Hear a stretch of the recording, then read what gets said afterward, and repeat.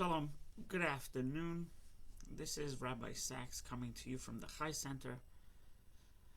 Welcome to the Chai Academy. We discuss various subjects of Jewish interests, and because because I find that many Jews sort of know more about Xmas than they do about Purim, or so. Just some fleeting thoughts as far as the history surrounding it and what the Jewish take is. Now, hi Eileen, good afternoon. Now, this is not designed to be confrontational or divisive or anything like that. I don't want to start another Christian Judaic war. Just putting it into historical context and some basic fundamentals. So it's interesting to note that that December 25th, Xmas, the day was the world celebrates this day, or most of the world is takes place after Hanukkah, because Hanukkah, what was happening around that time, which we've discussed, Hanukkah was a great contributor to the chaos. Not the Hanukkah story, but what was happening during Hanukkah and beyond.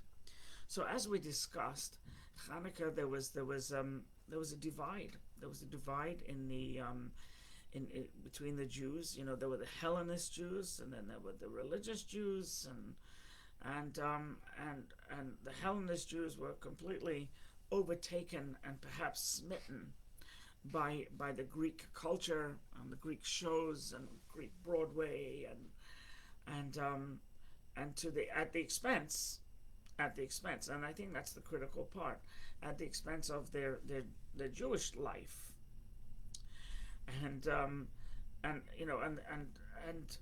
the Hellenist Jews were moving farther and farther away from normative Judaism, Jewish life the way it was, because they were becoming Hellenized. On top of that, you had other factions. You had the Pharisees, you had the Sadducees, you had the Sirka, you had others also, right? And the Essenes, different movements. All aside from the Essenes were they were in the Judean hills, Judean desert, right? The Qumran scrolls. Aside from the Essenes, everybody else was really, hi Stacy, was centered around Jerusalem. Right? So you had different factions. Right? You also had people in ivory towers. They were called the Chaver, the people that kept the religion to the T, and then you had the Amaretz, the Ignoramus, and it was just there was a lot of groups and factions and sects, if you will, and so that contributed to sort of a lack of unity amongst the Jewish people. And you had this Roman-Greek rule, right? So the Greeks ruled the land, but they were under Roman influence, and they had to pay homage to the Romans, right? Where the Jews felt oppressed, and the Greeks gave them a hard time, and the Romans gave them a hard time, right? So between all of this, right, is created a desperate plea for Mashiach. Right? Please, dear God, remove all of this negativity. Right? We don't want to be beholden to foreign people in our land and have to pay taxes to foreigners. We want to support our own. And now you also have to take into account that there was so much corruption in the holy temple itself, like who was the king and who was the high priest, and as we discussed by Hanukkah, it was in the hands of good people, and then it became in the hands of bad people who were also Hellenists, and they were at the leadership, right? So it was just it was a mess. So there was a yearning for Mashiach, but they were not yearning. The Jews were not yearning for a God in human form. That is an anathema to Judaism. Right? So, but they were yearning. Now, what they wanted was to live in peace. They wanted to live where there's no wars, there's no strife, there's no hunger, there's no jealousy, right? And they wanted to just live a good life, a good life. So the time was ripe for it to become this concept of messianic fervor, and not only the Jews, non-Jews also. It wasn't easy for anybody. It was crazy times. It was like our 2020. Just kind of nothing went right. Nothing was good. Now, by the way, 1,000 years after this episode, this xmas and etc. 1,000 years after, Maimonides says that in order to be Mashiach, you have to restore the holy temple, and you have to gather in the exiles. And as long as the person has not done that, they're not Mashiach. So Maimonides really makes clear that it is, Maimonides makes very clear that Mashiach did not happen.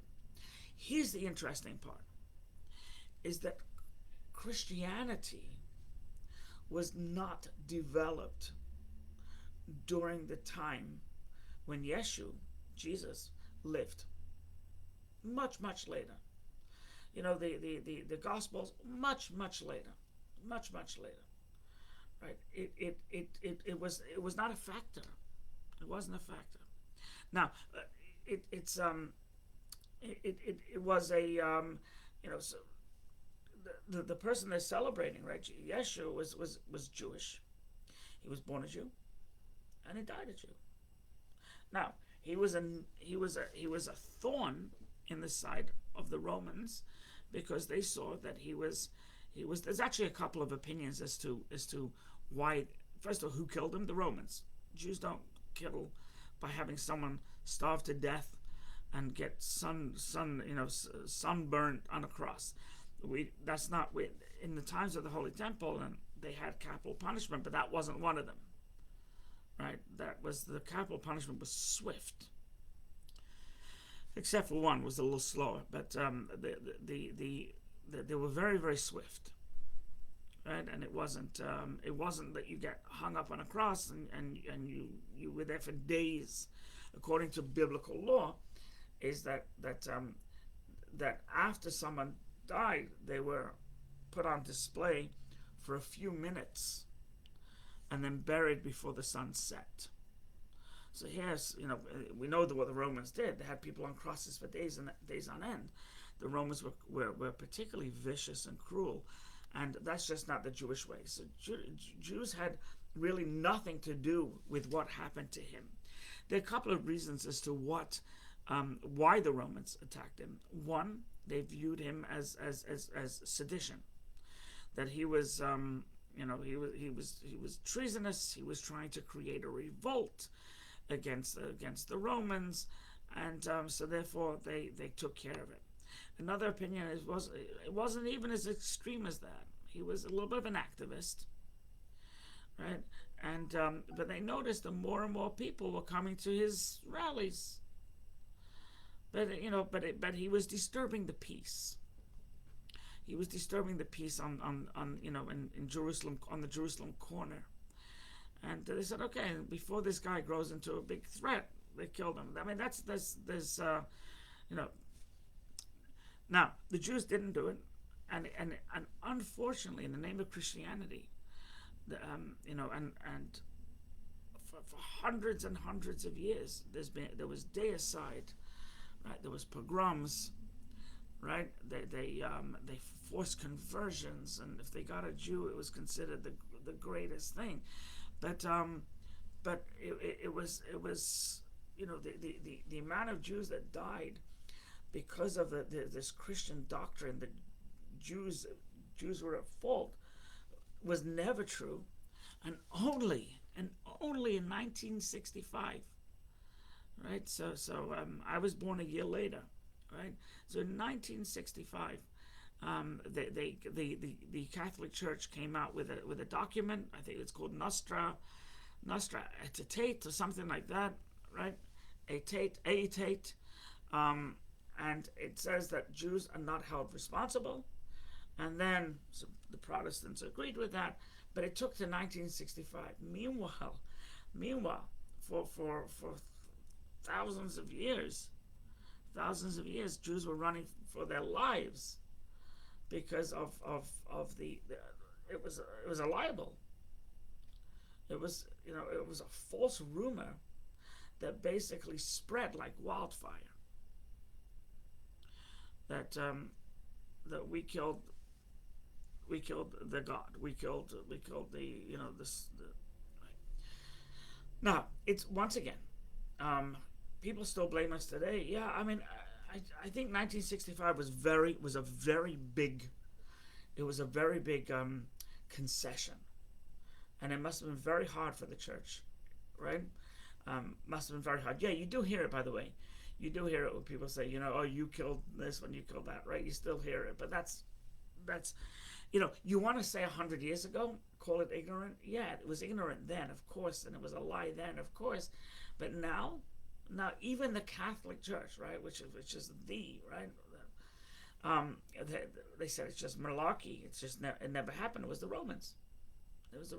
But go find a Roman to go find a Roman to persecute. They don't exist, right? The Romans, the greatest army and the greatest builders of society and civilization, are in fact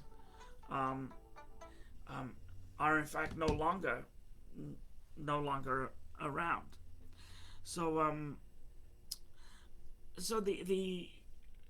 but he could never be accepted, right? In Judaism, what we have prophets. That's what we have. We have Gedolim, the sages. We don't have gods, and we don't have Atmas. We don't have God being placed in a human body. Now, while it's true we all have a spark of God, while it's true we all have we're all godly. Every single human being in this world is godly, right? Every human being is godly, but the concept that this is a God, a go-between, somebody is an anathema, right? And we practice every day. We practice every day that when we pray 3 times a day. Part of the prayer service is called the Amidah. The Amidah is between you and God. It's said silently. It should be audible to one's own ears, because you want it to be a physical thing. Because if you just think it, it's metaphysical. But if your lips move and there's a small voice, that's in the physical world. So you have physical requests. Make it physical, right? And you're talking to God. There's no medium. There's no middle. So we could not accept it. But once again, you have to realize, in the times of Yeshu, in the times, there was no reason to accept it or reject it, because it didn't happen till way later.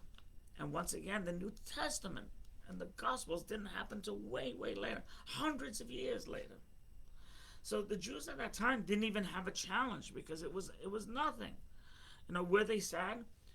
Were they sad that the Romans killed another Jew? Of course, it was terrible. It was terrible. They just killed indiscriminately, and they hung on these crosses indiscriminately. The shame, and the degradation of the bodies and degradation of the soul. It was a terrible thing. It was a terrible thing. And Jews were at their wits' end. They were at their wits' end. Right? They killed another one. They killed another one. Someone asked, what about Judas? So here's the scoop. I'm not a connoisseur of the New Testament at all. When I was a Chabad rabbi in college, I did read it with permission. I did read it, but I can't really comment on individual stuff because it's not, I'm not so familiar. I'm definitely not a scholar, and I've never really done comparative religion in my whole life, right? So there's that story that he tattletaled and all this. Who knows what's true? Once again, it was written hundreds of years later after it came out, right? Can you imagine? Can you imagine that in the year 2020, for the first time, we decide to write about the Civil War, right? How accurate could we be, right? So the Civil War, right, 300 years ago, whatever, something like that, right? 200, whenever it was, and then we start to write about it now, right? We're not going to get all the facts, right? However, when history was written as it went along, so of course that leads us to there was history being written. It was written by Josephus in his book of Antiquities, where he writes the whole thing of Ponti, the general there, Pilatus. What was his name? I always say Pilates, but it's not. Ponti Pilates, whatever. I forget his name. So he writes the whole sequence, and he writes a lot in detail. Here's the thing: his book, Josephus's book, is not accepted for Jews for sure, right? It's negated, and in fact, it's more than just negated. It's viewed as a warped. It's an untrue book of history, even though Josephus was a historian. Thank you, Pontius Pilate. I know it was something like that. Even though his book was a book of quote unquote history, however, it was edited by Christian scholars. So he wasn't free to write everything he wanted, right? And if he did write, it was edited out. Take a little bit of white out. You take a knife, you cut that thing, and then you if they didn't like it. And by the way, the Christian editors did it to our Talmud as well. The Christian editors did it to Maimonides.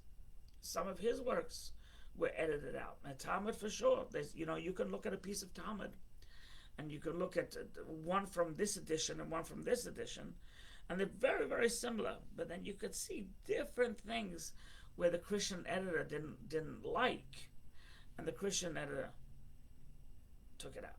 Just took it out. It's kind of, which you can't do that to an historical document, right? The idea of a historical document is that it's an historical document. And by the way, which leads us just to modern times, I believe that in our current political climate that we have now, history is not going to be so accurate. So 200 years from now, it's going to be clouded. It's not going to be so clear as to what happened, because you can have two people write two different accounts. One will write that Trump is the greatest and he did incredible things and the COVID vaccine, etc. And the other one will write that he completely ignored the COVID and completely ignored everything to do with COVID, and the vaccine only happened after the right. You're going to get two different. You're not going to get a wholesome truth. If you're not going to get it now, when we have digital footage, can you imagine back then? So Josephus, while it's an interesting book, to call it accurate, it's not accurate. So Christianity developed much later on, much later on, and in fact it was one of the mission the missionaries was Paul of Tarshish, right? Whose name was Saul. Changed his name to Paul, right? So Paul, he went around talking about, he was trying to, I think what he was trying to do is he was trying to get the Romans, who were pagans, to believe in the concept of a god, but they didn't quite get it. Um, and the rest is history. Now, it's interesting that December 24th at night, once it becomes dark, there is a custom that we don't study Torah, Christmas Eve. We don't study Torah. And the question is, what is the origin?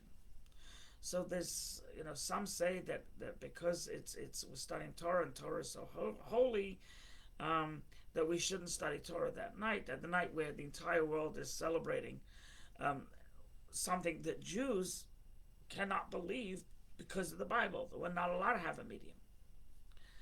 Others say, hey, it's not so esoteric. Not so esoteric.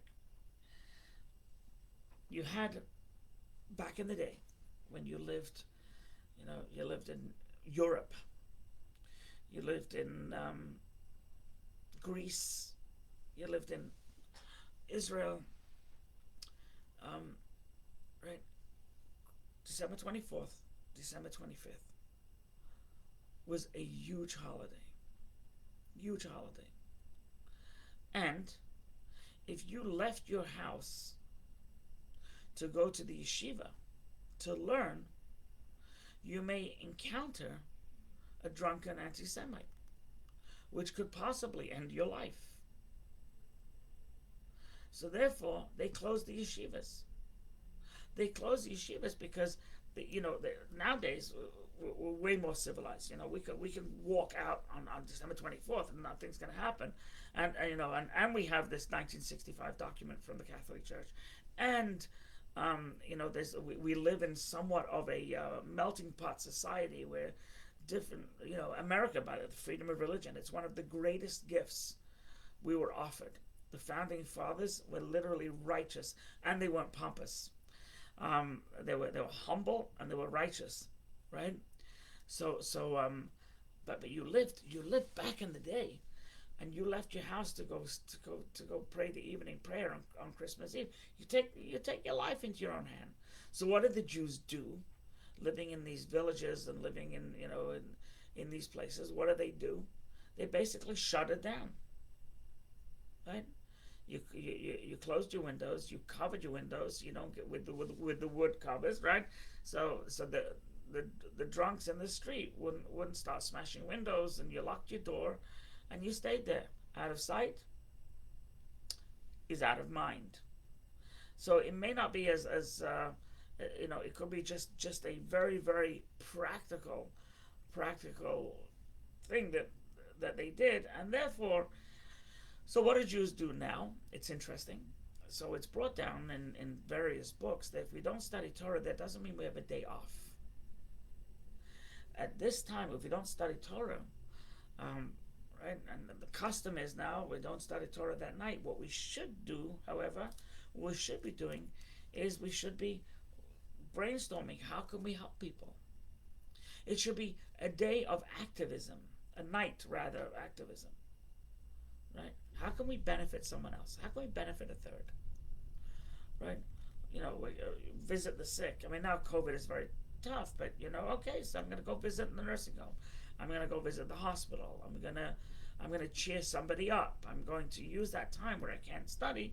It doesn't mean that I'm necessarily going to watch all the episodes of Friends or Shameless in one night, right? So you don't, that's not what it's designed for. In many Hasidic circles, or many Orthodox circles, I should say, is so they don't study Torah, but they nonetheless sharpen their mind, and they play chess. In Yiddish, it's called shach.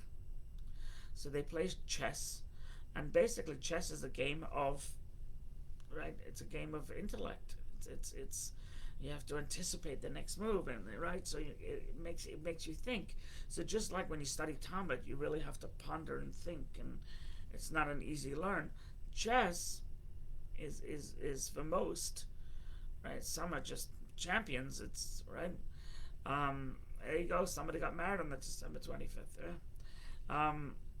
So they play chess, and the idea of chess, of course, I love this expression, checkmate. In Yiddish is schachmat.